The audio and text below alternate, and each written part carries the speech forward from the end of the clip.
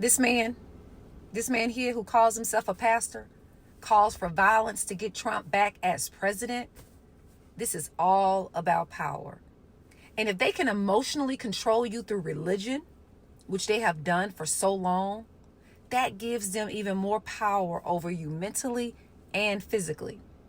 And we continue to be sheep, willingly following to be slaughtered. Using the church platform as a political tool to plant hatred, violence, and division is sickening. Whether you are pro-Trump or not, I really don't care. Let him run in the next election cycle, just like any other candidate. And let democracy and the voting public make the decision. They're scared, y'all. They're very scared because the religious manipulation that used to work isn't working anymore. So now they're trying to scare you. They're trying to scare you because they're scared. This world is shifting and our minds are opening. And we see you. Yeah, we see you. See, there is no need to resort to violence to take the throne that doesn't belong to you. Are we living in the 1500s where kings fought for fictitious kingdoms based on God-ordained birthrights? Can we please grow past these divisive imaginations that harms the many for the benefit of the few?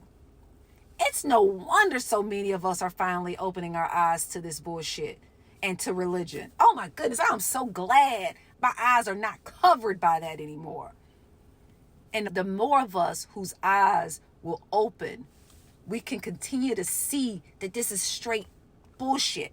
Just imaginations used to control and to build a world where you are controlled. And more of our eyes will continue to open to this bullshit that is religious, psychological conditioning to get us to be sheep for slaughter at their benefit, or to get us to be tools for their manipulation, for their use. Enough of that. Your true colors are showing. I see you and I hear every word you have said. And you're using the Bible as support. That just disgusts me even the more, because I know how many of our people truly believe in this book. Please let us stop letting them lull us to sleep with this Jesus, God, Bible stuff.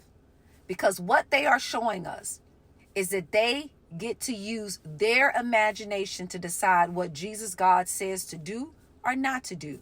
What Jesus, God says is bad or good. And what Jesus, God said should be worthy of respect and who shouldn't be worthy of respect. Why do they get to decide that? In some kind of way, for all of these generations, we believed that they spoke for God, but they do not. To whatever extent there is a God, and I'm not here to debate that. I really don't care if you believe in God or don't believe in God. But if there is a God, you are God. You are God. You are God. You are God. I am a God. We are all a God. They don't have a monopoly on God power. They don't have a monopoly on God power.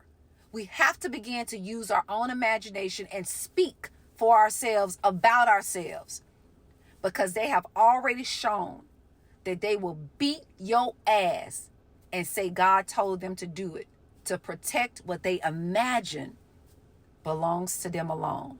Let's wake up to these religious fools and bring love, respect for everybody that's living in this world. Let's bring love and respect to each of us. Be sure to go over to my Amazon site at melanatedhaven.com. This is Sean Speaks. And remember, brain health is mental wealth.